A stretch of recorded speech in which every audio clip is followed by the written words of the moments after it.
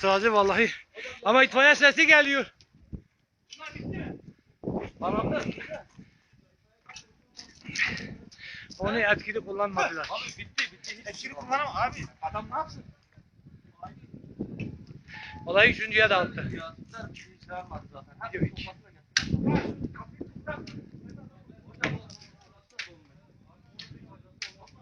Ama içeridekiler farklı belki. İçeridekiler boş. Tamam abi. Araba geldi. Arka tarafa. Ali!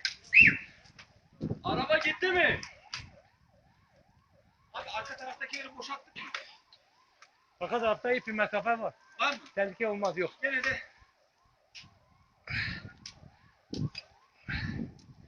İtfaiye de gelinceye kadar. Babam çalacağınızda gaza basın ya. Aman.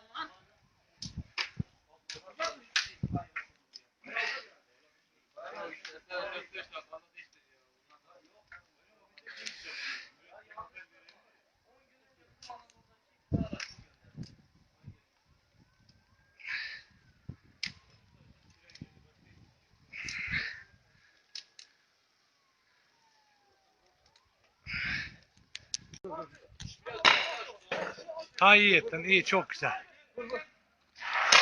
Yok kırdın. Yok aman başka yere vurma. Başka yere vurma. Tamam cam kırıldı tamam kırdı yeter. Yeter fazla daha vermeyin.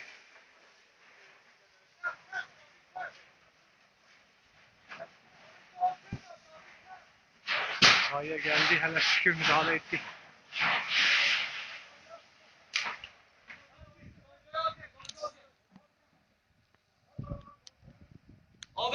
Abi bak bu konteyner işine rakı çıktı da bak.